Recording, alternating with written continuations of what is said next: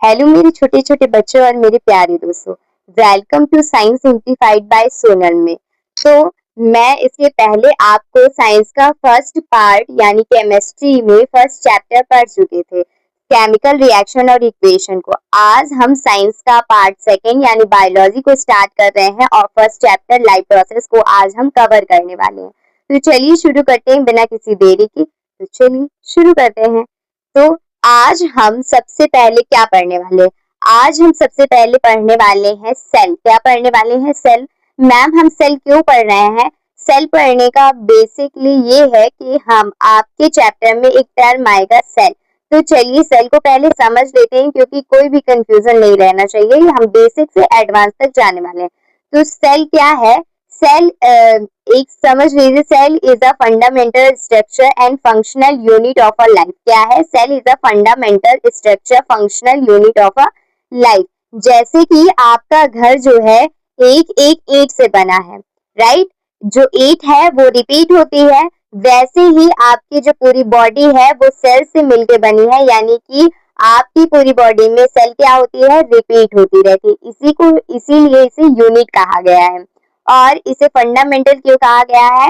क्योंकि अगर आप लिविंग है तो आप में सेल प्रेजेंट है, अगर कोई नॉन लिविंग थिंग्स है तो उसमें सेल एब्सेंट है। ठीक है। जब एक मेल गैमेट यानी स्पर्म और एक फीमेल गैमेट ओवम, जब ये दोनों फ्यूज होते हैं तो एक जाइगोट का फॉर्मेशन होता है। जाइगोट जब बन जाता है तो ये जाइगोट जो होता है ये क्या करता है? डिवीजन करता है और एक प्रॉपर बेबी बना देता है। तो आप देख सकते हैं कि एक छोटे से जाइगोट ने एक प्रॉपर बेबी बना दिया और फिर वो बेबी जब बर्थ होता है उसके बाद भी सेल डिवीजन करती रहती है। और आप देख रहे हैं कि आज आप इतने बड़े हैं तो क्या होता है? सेल क्या होती है? कंटिन्यूअस डिवीजन करती रहती हैं। उसके बाद हम सेल को समझ लेते हैं कि आखिर सेल में क्या क्या होता है और क्या क्या पढ़ना होता है। तो उसके बाद जो मैं यहाँ आउटलाइन कर रही हूँ इसे कहते हैं सेल मेम्ब्रेन। क्या कहते हैं? Cell membrane. उसके बाद आप देख रहे हैं इसके अंदर एक सर्कल मैंने किया है छोटा सा, इसे कहते हैं न्यूक्लियस। क्या कहते हैं? न्यूक्लियस। ये जो है इसे ब्रेन ऑफ द सेल भी कहा जाता है। क्या कहा जाता है? Brain of the cell. क्या कहते हैं? Brain of the cell. इसे ब्रेन ऑफ द सेल क्यों कहते हैं? जैसे कि आपका जो पूरा शरीर है वो आपका ब्रेन कंट्रोल करता है, राइट? अगर आपको कुछ भी सेंस हो रहा है, कुछ भी रिस्पॉन्स कर रहे हैं, मैं बोल रही हूँ, आप समझ रहे हैं, ये सब क्या है? आप देख पा रहे हैं सही तरीके से, सही रिएक्शन कर पा रहे हैं, ये सब क्या है? माइंड का ही आपका सेटअप है, राइट? आपको सारी चीज कौन कंट्रोल कर रहा है? माइंड। वैसे ही सेल को कंट्रोल करता है उसका न्यूक्लियस, इसीलिए इसे कहा गया ब्रेन ऑफ द सेल। इस न्यूक्लियस के अंदर भी होता है न्यूक्लियोलस। न्यूक्लियोलस की चर्चा करेंगे पर आप बस इतना समझ लीजिए कि ये न्यूक्लियोलस जो होता है ये न्यूक्लियस के अंदर होता है। उसके बाद आप न्यूक्लियस के पास एक रेटिकुलर साइज स्ट्रक्चर देख रहे हैं, इसे कहते हैं इंडोप्लाज्मिक रेटिकुलम। क्या कहते हैं? Endoplasmic reticulum. आप इसमें एक दाने दाने से स्ट्रक्चर देख रहे हैं, इसे कहते हैं राइबोसोम। क्या कहते हैं? राइबोसोम। राइबोसोम जो है आप देख सकते हैं कि जो ये इंडोप्लाज्मिक रेटिकुलम आपको दिख रहा है, इसमें जो आधा पार्ट है, हाफ पार्ट, उसमें राइबोसोम प्रेजेंट है और जो न्यूक्लियस के पास में है इसमें नहीं प्रेजेंट है। इसका क्या मतलब है? इसका ये मतलब है कि जिसमें भी राइबोसोम प्रेजेंट है रेटिकुलर स्ट्रक्चर में, इसे कहते हैं रफ इंडोप्लाज्मिक रेटिकुलम। ये RER का फुल फॉर्म है, रफ इंडोप्लाज्मिक रेटिकुलम। जैसे कि आप लोग रफ कॉपी यूज करते हैं ना, तो रफ कॉपी में क्या करते हैं? एकदम सा रफली सा वर्क करते हैं, उसमें बहुत गंदे तरीके से लिखते हैं। वैसे ही देख लीजिए ये रफ सा इसमें स्ट्रक्चर है, यानी इसे गंदा कर दिया गया है, ऐसा समझ लीजिए। और जिसमें राइबोसोम नहीं है, जो न्यूक्लियस के पास में है, जिसमें राइबोसोम प्रेजेंट नहीं है, इसे बोलते हैं स्मूथ इंडोप्लाज्मिक रेटिकुलम। जैसे आपकी नोटबुक रहती है जिसमें आप अपने नोट्स बना रहे हैं, वो कितने क्लियर तरीके से आप लोग लिखते हैं, तो वो क्या हुई? स्मूथ हुई। तो इसलिए कहते हैं smooth endoplasmic reticulum. I hope आप लोग को cell membrane, nucleus, nucleolus, ribosome, rough endoplasmic reticulum, smooth endoplasmic reticulum समझ आ गया होगा। उसके बाद आप देखें तो यहाँ पर आपको एक लाइसोसोम दिख रहा है। लाइसोसोम को हम सुसाइडल बैग कहते हैं। क्या कहते हैं? Suicidal bag. इसका क्या काम होता है, जैसे कि कुछ भी हमारे पास है जो बहुत बड़ा मॉलिक्यूल वगैरह है, तो हम इसे दे देते हैं, और जैसे एक्स्ट्रा में कुछ बन गया है और वो जैसे डेंजरस है, कुछ चीजें होती हैं जो हमारी बॉडी में फॉर्म हो जाता है जो हमारे लिए अच्छा नहीं होता है, तो वो इस सुसाइडल बैग में जाता है और यहाँ पर ब्रेक डाउन हो जाता है, तो ये सुसाइडल बैग होता है। ठीक है, उसके बाद आप यहाँ देखें वैक्यूल। क्या है ये वैक्यूल? जैसे आपके घर में एक स्टोर हाउस होता है, राइट? आप जानते हैं कि स्टोर हाउस में हमेशा क्या होता है, सामान भरा जाता है, कभी भी निकाला नहीं जाता है, राइट? वैसे ही ये वैक्यूल जो है, ये हमारे सेल का वैक्यूल, यानी एक समय समझ सकते हैं कि ये हमारे सेल का स्टोर हाउस है। कुछ भी एक्स्ट्रा है तो वो इसमें ही रख दिया जाएगा। तो इसमें देखिए ये न्यूक्लियस से काफी छोटा होता है, पर एक ट्विस्ट ये है कि ये एनिमल सेल है इसलिए छोटा है। पर अगर आप यहाँ पर आप प्लांट सेल देख रहे होते तो आपको छोटा सा न्यूक्लियस और पूरे 90% एरिया में आपको वैक्यूल देखने को मिलता है। 90% एरिया कवर करता है ये प्लांट में। ठीक है, इतनी ये चीजें याद रखिएगा। उसके बाद आपको ये दिख रहा है पेरोक्सिसोम। पेरोक्सिसोम एक सिंगल मेम्ब्रेन स्ट्रक्चर होता है। इसका क्या काम होता है? इसका काम होता है कि अगर हमारी बॉडी में कुछ डेंजरस फॉर्म हो गया है, लाइक H2O2, क्या H2O2, तो ये क्या करता है, H2O2 को H2 और O2 में चेंज कर देता है, यानी हाइड्रोजन और ऑक्सीजन में चेंज कर दिया, तो ये क्या हो गया, सेफ हो गया हमारे लिए। तो पेरोक्सिसोम का ये काम होता है। उसके बाद आता है साइटोप्लाज्म। साइटोप्लाज्म क्या है, जो यहाँ पर इस सेल के पूरे अंदर लिक्विड सब्सटेंस, यानी कह सकते हैं वाटर सा भरा रहता है, इसे बोलते हैं साइटोप्लाज्म। साइटोप्लाज्म में ही ये छोटी छोटी सारी ऑर्गेनेल्स क्या करती हैं, एक तरह से कह सकते हैं तैरती रहती हैं। तो ये साइटोप्लाज्म क्यों है? साइटोप्लाज्म में ही हमारे शरीर में जो भी केमिकल रिएक्शन हो रही है वो सेल के इसी साइटोप्लाज्म में होती है। ठीक है, यानी कि हमारी लाइफ प्रोसेस में हमें जिंदा रखने के लिए, हमारी बॉडी को मेंटेन रखने के लिए, हमारी बॉडी में जितने भी केमिकल रिएक्शंस हो रहे हैं वो इसी साइटोप्लाज्म में होते हैं। उसके बाद आ रहा है गोल्जी बॉडी। क्या है? गोल्जी बॉडी का स्ट्रक्चर आप देखिए। गोल्जी बॉडी का क्या काम होता है? गोल्जी बॉडी का काम होता है कि ये क्या करता है, पैकेजिंग का काम करता है। किसका काम करता है? पैकेजिंग का। मैम कैसी पैकेजिंग? जैसे आप कहीं जाते हैं तो अपना बैग पैक करते हैं, राइट? वैसे ही जो रफ एंडोप्लाज्मिक रेटिकुलम और स्मूथ एंडोप्लाज्मिक रेटिकुलम है, ये कुछ फॉर्म करते हैं। क्या फॉर्म करते हैं? रफ एंडोप्लाज्मिक रेटिकुलम में जो राइबोसोम है, इस राइबोसोम को हम प्रोटीन फैक्ट्री कहते हैं। क्या कहते हैं? Protein factory. तो नाम से ही पता चल रहा है कि अगर इसे प्रोटीन फैक्ट्री कहते हैं तो ये क्या करता होगा, प्रोटीन बनाता होगा, राइट? तो ये रफ एंडोप्लाज्मिक रेटिकुलम है जो ये प्रोटीन फॉर्मेशन करता है और प्रोटीन फॉर्मेशन करके इस गोल्जी बॉडी को दे देता है। गोल्जी बॉडी का क्या काम है? पैक करना सामानों को। तो वैसे ही ये गोल्जी बॉडी क्या करता है, इस प्रोटीन को पैक करता है और जहां भी इसके रिक्वायर्ड है बॉडी में वहां तक इसे भेज देता है। वैसे ही स्मूथ एंडोप्लाज्मिक रेटिकुलम क्या बनाता है? स्मूथ एंडोप्लाज्मिक रेटिकुलम बनाता है लिपिड। क्या बनाता है? लिपिड। और इसे गोल्जी तक भेजता है। गोल्जी उसे अब हमारी बॉडी के जिस भी पार्ट को जरूरत है वहां तक पहुंचा देता है। उसके बाद आप एक चीज बहुत इंपॉर्टेंट है, स्टार मार्क कर लीजिए, सेंट्रियोल। सेंट्रियोल क्या है? ये सिर्फ एनिमल सेल में प्रेजेंट होता है। किस में प्रेजेंट होता है? एनिमल सेल में प्रेजेंट होता है। ये क्या करता है? सेल डिवीजन में हेल्प करता है। आपने एक सुना होगा कि एक सेल से 2 सेल बन गए, 2 सेल से 4 सेल बन गए, ऐसे आपने सुना होगा। तो ये जो सेल का डिवीजन हो रहा है, जैसे मैंने बताया कि आप एक जाइगोट थे पहले, जब मदर और फादर का गैमेट फ्यूज हुआ तो एक जाइगोट का फॉर्मेशन हुआ। जब एक जाइगोट ने सेल डिवीजन किया तो आप एक प्रॉपर बेबी बन गए। तो ये जब बेबी ने फिर डिवीजन किया तो आप एक प्रॉपर ह्यूमन बींग्स में, मतलब आप इतने बड़े हो गए धीरे धीरे। वैसे ही ये सेंट्रियोल जो है ये सेल को डिवीजन करने पे क्या करता है? हेल्प करता है। उसके बाद हम पढ़े राइबोसोम पढ़ लिया। माइक्रोट्यूब्यूल। माइक्रोट्यूब्यूल आप इसका नाम ही काफी रखिए, आपके सिलेबस में इतना ज्यादा नहीं है। ठीक है, तो आप इसके नाम और इसका स्ट्रक्चर आप याद कर सकते हैं बिकॉज इट्स अ बेसिक। क्या है? बेसिक। चलिए अब इसके आगे हम बढ़ते हैं। तो अब हम देखते हैं अपनी लाइफ प्रोसेस। क्या? Life process. अभी तक हमने जो सेल का स्ट्रक्चर देखा वो एक बेसिक था। अब हम फाइनली अपना चैप्टर स्टार्ट कर रहे हैं जिसका नाम है लाइफ प्रोसेस। लाइफ प्रोसेस हम स्टार्ट करने से पहले हम नाम में घुसेंगे। किसमें? नाम में घुसेंगे। हमारा एक ही मकसद है कि चैप्टर शुरू करने से पहले इसका नाम ये क्यों है ये हमें समझना है। हम एज अ साइंस स्टूडेंट सोचेंगे। तो लाइफ लाइफ का क्या मतलब है? लाइफ को हिंदी में कहते हैं जिंदगी। क्या कहते हैं? जिंदगी।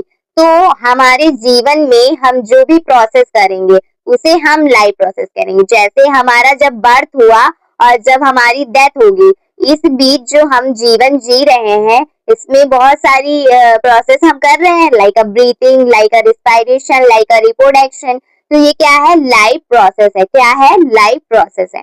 तो इसीलिए इसमें लाइफ प्रोसेस रखा गया क्योंकि हम इस चैप्टर में अपने लाइफ में हो रहे प्रोसेस को पढ़ने वाले हैं। ठीक है। अब all the living things have same common character which is make these difference in non-living things the characters। जो नॉन लिविंग थिंग्स है और लिविंग थिंग्स है इनमें कुछ डिफरेंस होता है। बिल्कुल होता है। लाइक आप एक ह्यूमन बीइंग है, आपके पास जो मोबाइल है वो नॉन लिविंग है, तो आप लिविंग है और आपका मोबाइल नॉन लिविंग थिंग्स है, तो क्या आप में अंतर नहीं है? बहुत अंतर है। आपका मोबाइल अपने आप नहीं चल सकता पर आप अपने आप चल सकते हैं, राइट? आप क्या कर सकते हैं? आप सोच सकते हैं पर आपका मोबाइल सोच नहीं सकता है। तो कुछ कॉमन कैरेक्टर हैं जैसे कि reproduction. Reproduction non living things नहीं कर सकते पर आप कर सकते हैं। मेरे पास एक पेन है, ये रिस्पायरेशन नहीं कर सकता है पर हम रिस्पायरेशन कर सकते हैं। ये रिप्रोडक्शन नहीं कर सकता है पर ह्यूमन बींग्स रिप्रोडक्शन कर सकते हैं। तो कुछ ऐसे कैरेक्टर्स हैं जो नॉन लिविंग थिंग्स और लिविंग थिंग्स में डिफरेंस क्रिएट करते हैं, पर सबसे बड़ा डिफरेंस कह सकते हैं सेल। मैंने जो उसके पहले आपको सेल पढ़ाया, इसमें मैंने बताया कि सबसे पहले अगर आपको जानना है कि ये लिविंग है या नॉन लिविंग थिंग्स है तो उसमें क्या है? सेल, और सेल का प्रेजेंस और एब्सेंस ही बता देता है कि ये लिविंग है या नॉन लिविंग थिंग्स है। तो हम कह सकते हैं कि जो सेल है वो इज अ डिफाइनिंग कैरेक्टर है। क्या है? डिफाइनिंग फीचर है या डिफाइनिंग कैरेक्टर है। डिफाइनिंग का मतलब जो 100% लिविंग थिंग्स में प्रेजेंट हो, किसी भी नॉन लिविंग थिंग्स पे प्रेजेंट ना हो। ठीक है। जैसे हम इस चैप्टर में पढ़ने वाले हैं movement, respiration, sensitivity, growth, expression, reproduction, nutrition. ये क्या है इसके बारे में भी थोड़ा सा चर्चा कर लेते हैं। मूवमेंट। मूवमेंट, अगर आप बायो स्टूडेंट है और अगर आपका इंटरेस्ट बायो में है तो आप लोग क्या करेंगे? 11th में बायो चूज करेंगे कुछ बच्चे, तो वो एक चैप्टर पढ़ेंगे मूवमेंट एंड लोकोमोशन। क्या पढ़ेंगे? मूवमेंट और लोकोमोशन। तो उसमें मूवमेंट और लोकोमोशन में डिफरेंस है। तो उसमें क्या डिफरेंस है मैं आपको यहाँ बताती हूँ। अगर मूवमेंट यहाँ वर्ड आया है तो उसको आप समझ लीजिए। मूवमेंट का मतलब है कि अपनी जगह पर ही रहकर, अपनी जगह पर ही रह के सिर्फ अपना पोस्चर चेंज करना। क्या करना? अपना पोस्चर चेंज करना। जैसे कि मेरी आईलिड्स ब्लिंक हो रही है, ये क्या है? मूवमेंट है। मैं बोल रही हूँ तो मेरी लिप में मूवमेंट हो रही है, ये क्या है? मूवमेंट है। मेरे हाथ क्या कर रहे हैं? मूव कर रहे हैं, ये क्या है? मूवमेंट है। मैं थोड़ा हिल रही हूँ, मैं आगे पीछे हो रही हूँ, मेरा हाथ मूव कर रहा है, ये क्या है? मूवमेंट है। पर लोकोमोशन क्या है? लोकोमोशन का मतलब है कि मैं अपनी जगह से उठ के कहीं और शिफ्ट हो जाऊं। क्या हो जाऊं? कहीं और चली जाऊं। यहाँ से उठकर मैं कहीं और बैठ जाऊं, यहाँ से उठकर मैं कहीं और चली जाऊं, वो क्या है? लोकोमोशन। यानी कि अपनी जगह को चेंज कर लेना, it's a locomotion. I hope आप लोग को सिंपल फॉर्म में मैंने बताया, आप लोग को समझ आ गया होगा। उसके बाद रिस्पायरेशन। रिस्पायरेशन में जैसे कि हम क्या करते हैं? इनहेल करते हैं, एक्सहेल करते हैं। इनहेल का मतलब है कि हम सांस लेते हैं, एक्सहेल का मतलब है हम सांस छोड़ते हैं। तो ऑक्सीजन का लेना, कार्बन डाइऑक्साइड का छोड़ना, इसका रिस्पायरेशन। रिस्पायरेशन में क्या होता है? जब ऑक्सीजन अंदर जाती है तो हमारे अंदर जो ग्लूकोज है उसका ब्रेक डाउन होता है और एटीपी का फॉर्मेशन होता है। किसका? एटीपी का। एटीपी का फुल फॉर्म है एडेनोसिन ट्राइफॉस्फेट। क्या है? Adenosine triphosphate. तो रिस्पायरेशन आप लोग ने देख लिया। एक कंफ्यूजन मेरे दिमाग में रहता था जब मैं पढ़ रही थी कि हम लोग हमेशा ये बोलते हैं कि हम लोग क्या करते हैं? ऑक्सीजन लेते हैं और कार्बन डाइऑक्साइड छोड़ते हैं, राइट? तो मेरे दिमाग में रहता था कि जो हमारा एटमॉस्फेयर है उसमें 78% तो नाइट्रोजन है सबसे ज्यादा, और 21% सिर्फ ऑक्सीजन है, और 0.03% कार्बन डाइऑक्साइड है। बहुत सारी गैसेस है एटमॉस्फेयर में। तो क्या हमारी नोज के पास कुछ ऐसा है स्पेशल कोई चीज है जिससे वो आइडेंटिफाइड करता है कि हमें सिर्फ ऑक्सीजन ही लेना है? एटमॉस्फेयर में नाइट्रोजन है 78%, तो उसको क्यों नहीं ले लेता है? तो ये जो कंफ्यूजन है ये मैं आपको जरूर इसका आंसर दूंगी, बिकॉज कि मैं कंफ्यूज थी। तो बहुत सारे बच्चे इस चीज को सोचे हो ना सोचे हो, पर मेरे मन पे थॉट है तो मैं इसलिए आपको बता दे दूंगी। जब मैं रिस्पायरेशन पढ़ाऊंगी तो मैं आपको इस क्वेश्चन का आंसर जरूर दूंगी। उसके बाद हम पढ़ते हैं सेंसिटिविटी। सेंसिटिविटी का क्या मतलब है वो मैं आपको बताती हूँ। सेंसिटिविटी का मतलब है, जैसे कि अभी गर्मी है तो आप लोग पतले पतले से कपड़े पहने रहते हैं, राइट? अभी आप कोई स्वेटर, कोई शॉल, कोई भी जैकेट यूज नहीं करते हैं। पर अभी जैसे ही सर्दी आएगी, अभी जैसे बारिश का मौसम है, तो आप लोग छाता, रेन कोट वगैरह कैरी कर रहे हैं। पर जैसे ही सर्दी आएगी आपके मोटे शॉल, कोट वगैरह निकल आएंगे। ये क्या हुआ? जैसे ही मौसम चेंज होता है हम सेंस करते हैं, फिर क्या करते हैं? रिस्पॉन्स करते हैं। सेंसिटिविटी का मतलब पहले सेंस करना और फिर रिस्पॉन्स करना। क्या करना? पहले सेंस करना फिर रिस्पॉन्स करना। जैसे कि अगर आप जा रहे हैं कहीं और कुत्ता पीछे भौंक रहा है, तो पहले आप क्या करेंगे? सेंस करेंगे कि मुझे खतरा है और या नहीं। अगर आपको खतरा लगा, अगर आपने सेंस कर लिया कि हमें खतरा है, तो आप रिस्पॉन्स में क्या करेंगे? चप्पल हाथ पे लेके और दुम दबा के भागने लगेंगे। ना आगे देखेंगे, ना पीछे देखेंगे, ना इज्जत देखेंगे, ना कुछ भी देखेंगे। कुत्ता पीछे पड़ा तो मतलब भागेंगे। तो ये क्या हुआ? सेंस किया फिर रिस्पॉन्स किया, राइट? तो सेंसिटिविटी आप लोग को समझ आ गई है कि कुत्ता वाला एग्जाम्पल याद रखिएगा कि पहले कुत्ते से हम देखेंगे कि हमें खतरा है या नहीं है। उससे हाय हेलो तो आप करने नहीं लग जाएंगे। अगर उसने भौंका तो आप सीधे भाग ही लेंगे। तो आप ऐसे याद करिएगा, पहले सेंस करेंगे फिर रेस्पॉन्स करेंगे। उसके बाद जो ग्रोथ है, ये ग्रोथ दो तरीके से होती है। कैसी होती है? दो तरीके से होती है। कैसे? एक होता है नंबर ऑफ सेल्स का बढ़ना। क्या होता है? नंबर ऑफ सेल्स का बढ़ना। और एक होता है नंबर ऑफ मास का बढ़ना, राइट? जैसे कि एक छोटे से बेबी से आप इतने बड़े बन गए हैं, तो क्या हुआ है? नंबर ऑफ सेल्स इंक्रीज हुई है। और जैसे कोई व्यक्ति फैट में थोड़ा मोटा हो जाता है, तो क्या हुआ? उसका नंबर ऑफ मास बढ़ा है। तो ग्रोथ जो होती है दो तरीके से होती है, ठीक है? उसके बाद स्क्रीशन में क्या पढ़ते हैं हम लोग? जैसे कि आप सुबह जो जाते हैं वही है। इसमें क्या करते हैं? हमारी बॉडी में जो वेस्ट प्रोडक्ट बनता है उसे पास आउट करना पड़ता है। क्यों? क्योंकि अगर वो हमारी बॉडी पे रह गया तो वो बहुत ज्यादा प्रॉब्लम क्रिएट कर देगा। बहुत सारी प्रॉब्लम्स हो जाएंगी, बहुत सारी बड़ी बड़ी बीमारियां हो जाती हैं। इसलिए ये वेस्ट प्रोडक्ट को हमें पास आउट करना पड़ता है। उसके बाद रिप्रोडक्शन। रिप्रोडक्शन एक बायोलॉजिकल प्रोसेस है। सारी स्पीसीज चाहती हैं कि हमारी स्पीसीज इस अर्थ पे कंटिन्यू रहे। जैसे ह्यूमन बींग्स चाहता है कि मानव इस दुनिया में रहे, हमारी स्पीसीज रहे। तो इसीलिए वो रिप्रोडक्शन करता है ताकि उनकी स्पीसीज क्या रहे? कंटिन्यू इस अर्थ पे रहे। वैसे ही न्यूट्रिशन। न्यूट्रिशन का क्या मतलब है? न्यूट्रिएंट को लेना, टेक ऑफ द न्यूट्रिएंट। मतलब न्यूट्रिएंट क्या है मैम? जैसे फैट है, विटामिन है, कार्बोहाइड्रेट है, शुगर है, ईटीसी। जो भी विटामिन मिनरल्स जो भी है वो इस न्यूट्रिशन में ही आता है। बॉडी रिक्वायर्ड, जो भी बॉडी को चाहिए होता है न्यूट्रिशन, वो उसे क्या कहते हैं? न्यूट्रिशन कहते हैं, न्यूट्रिएंट जो भी।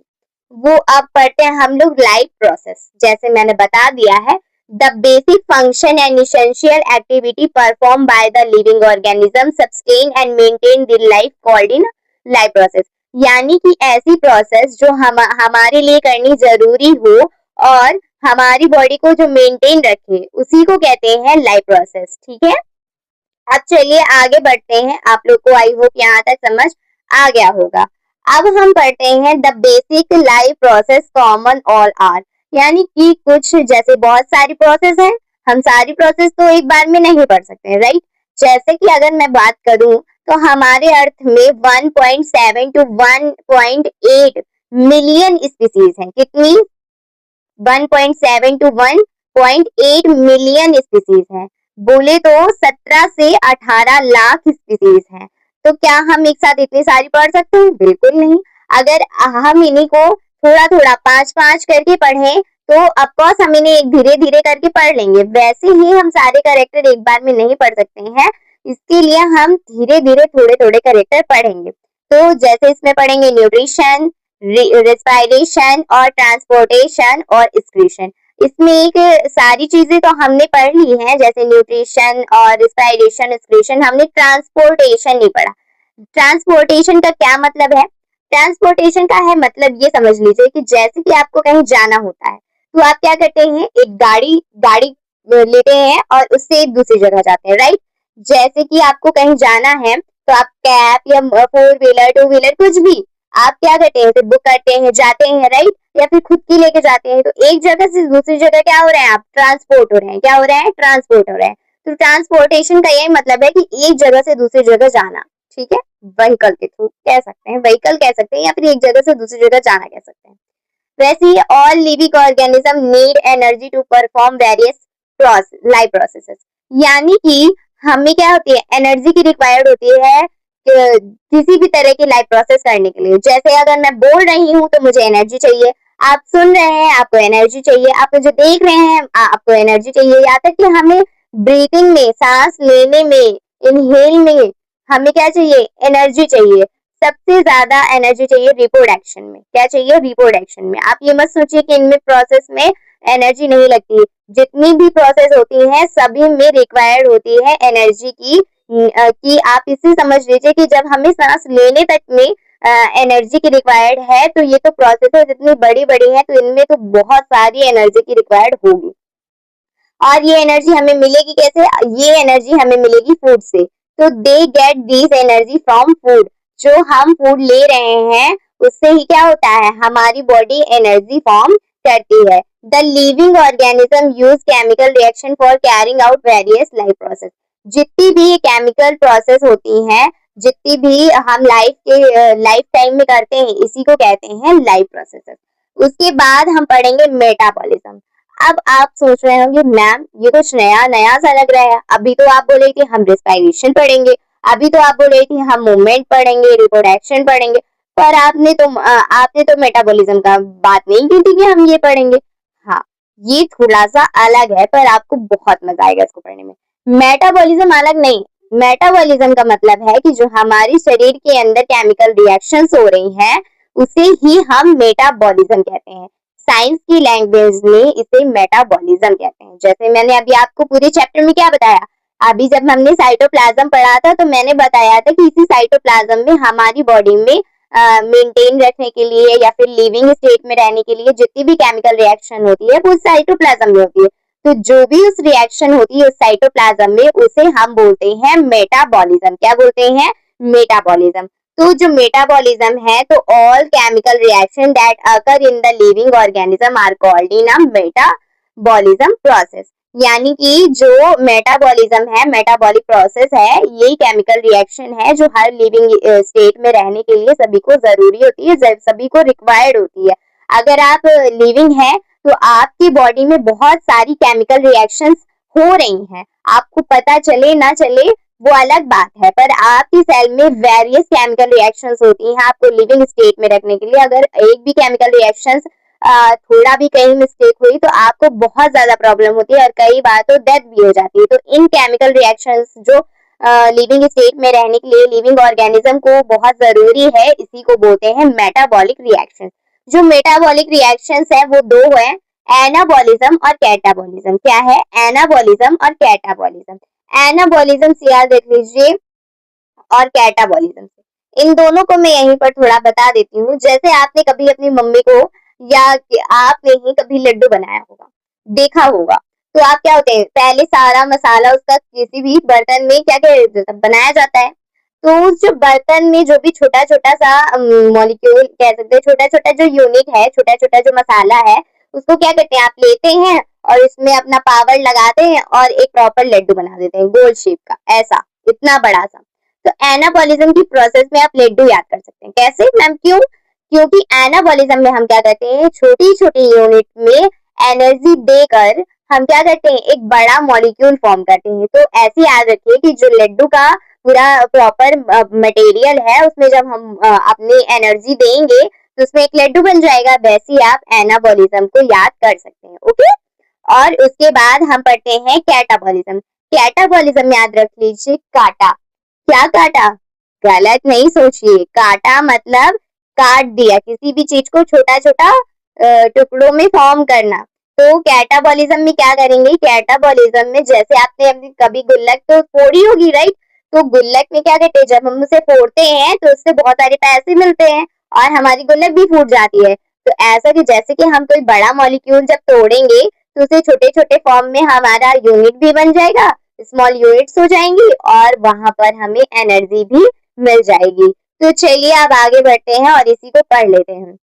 ये रहा एनाबॉलिज्म, जो मैंने बताया एग्जैक्ट वही लिखा हुआ है। तो आप इसे देखिए, large molecule are made from the small one is called in anabolism, यानी छोटी छोटी यूनिट से एक मॉलिक्यूल बन जाता है, इसी को बोलते हैं एनाबॉलिज्म। इसमें क्या होती है, जैसे लड्डू बनाने में एनर्जी लगती है और उसमें क्या कहते हैं, आप ऐसे ऐसे बहुत टाइट टाइट करना पड़ता है तभी तो लड्डू बनता है। तो इसमें क्या होगा, यूज एनर्जी, हमें इसमें एनर्जी देनी पड़ेगी। कैटाबॉलिज्म में अब काटने में तो सभी माहिर हैं, तो काटने में तो कोई एनर्जी लगेगी नहीं, इसमें तो एनर्जी मिलेगी, राइट? तो large molecule are break into small one is called in catabolism. जैसे कि आप एक गुल्लक तोड़ेंगे तो गुल्लक तो पूरा टूट जाएगा, छोटा छोटा फॉर्म हो जाएगा उसका। तो समझिए ये आपकी गुल्लक है, आपने इसे फोड़ा तो गुल्लक छोटे छोटे फॉर्म में हो गए और इससे पैसे मिल गए। तो ये एनर्जी क्या है, पैसे हैं, ऐसे याद कर लीजिए, और ये एनर्जी रिलीज होगी, ठीक है? आपकी गुल्लक भी फूट जाएगी और इससे एनर्जी मिलेगी। तो क्या हुआ, इसमें बड़ा एक मॉलिक्यूल जब हम तोड़ेंगे तो ये छोटी छोटी यूनिट्स हो जाएंगी और इससे एनर्जी मिल जाएगी। कैटाबॉलिज्म में आप ऐसे याद कर सकते हैं, ठीक है? छोटी छोटी ट्रिक्स बताई हैं, आप होप आप लोग को थोड़ा समझने में याद आएगा। जब आप कभी लिखेंगे या किसी को समझाएंगे तो ये छोटी छोटी बातें आपको जरूर याद आएंगी। उसके बाद हम पढ़ेंगे न्यूट्रिशन। क्या पढ़ेंगे, न्यूट्रिशन। न्यूट्रिशन मैंने अभी बताया कि जो हमारी बॉडी को रिक्वायर्ड होती है, जो भी रिक्वायर्ड न्यूट्रिएंट होते हैं उसी को न्यूट्रिशन कहते हैं। तो अब ये है हमारी लैंग्वेज में छोटा सा समझने के लिए, जैसे कार्बोहाइड्रेट है, विटामिन है, फैट है, मिनरल्स है, प्रोटीन्स है, ईटीसी, ये सब क्या है, ये न्यूट्रिएंट है। तो चलिए पढ़ लेते हैं बुक की लैंग्वेज में। Food is a organic substance. Food क्या है, एक ऑर्गेनिक सब्सटेंस है। Simple food is glucose or simple glucose. A more complex food in starch is made from the glucose. General name is a substance is carbohydrate. जो simple form है वो glucose है, क्या है, ग्लूकोज। और ये complex form क्या है, कार्बोहाइड्रेट, जो स्टार्च से मिलकर बना हुआ है, कार्बोहाइड्रेट इसे कहते हैं। तो कार्बोहाइड्रेट ऐसे याद रखिए, कार्बोहाइड्रेट क्या है, कॉम्प्लेक्स है, और शुगर क्या है, सिंपल है। जैसे कुछ बच्चे होते हैं बहुत सिंपल होते हैं और कुछ बच्चे बहुत ज्यादा क्या होते हैं, कॉम्प्लेक्स होते हैं, उन्हें समझने में थोड़ा टाइम लगता है। तो जो सिंपल है वो ग्लूकोज है, जो थोड़ा कॉम्प्लेक्स है वो क्या है, कार्बोहाइड्रेट है। Nutrition is a process by taking of the nutrition nutrient. ये मैंने आपको पहले भी बताया था कि nutrition is a process taking of the nutrient. Nutrient क्या है, न्यूट्रिशन। न्यूट्रिशन क्या है, न्यूट्रिशन एक ऐसी प्रोसेस है जिसमें क्या करते हैं, हम न्यूट्रिएंट को लेते हैं, जैसे कि carbohydrate, fat, proteins, minerals, vitamins, water, etc. जो भी चीज आप लेते हैं आपकी बॉडी को रिक्वायर्ड है, जैसे जिसकी आंखों में प्रॉब्लम है तो डॉक्टर उसे क्या सजेस्ट करता है कि आप विटामिन ए, कैरेट वगैरह लीजिए। जिसको क्या कहते हैं, थोड़ा सा विटामिन डी की कमी होती है तो क्या होता है, उसे डॉक्टर कहता है कि आप क्या करिए, धूप में बैठिए, तो उससे विटामिन डी मिलता है, ठीक है?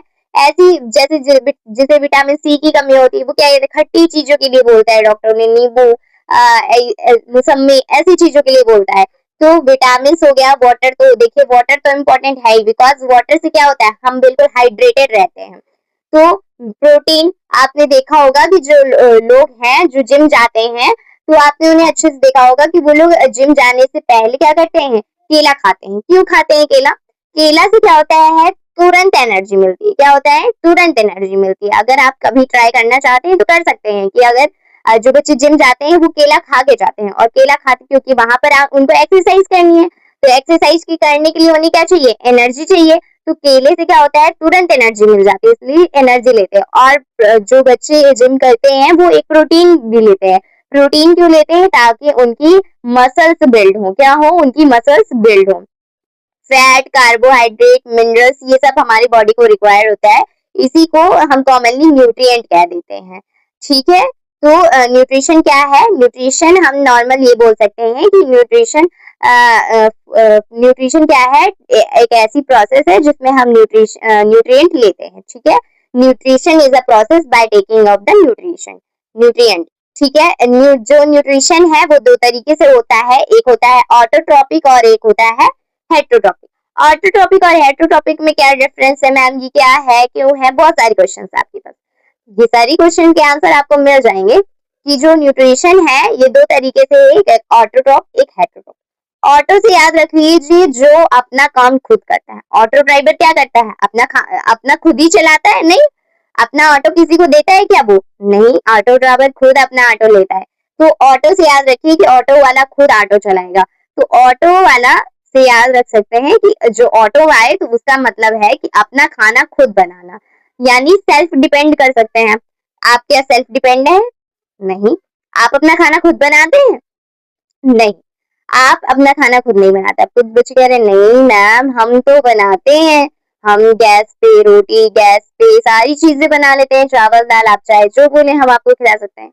वो आप सही कह रहे हैं, आप बनाते हैं, पर क्या चावल आपने बनाया? क्या गेहूं आपने बनाया? बताइए। नहीं, वो आपको खेतों से मिला है। यानी कि ऑटोट्रॉप क्या है? हमारे प्लांट्स ही बनाते हैं, फिर आपको वो दे देते हैं।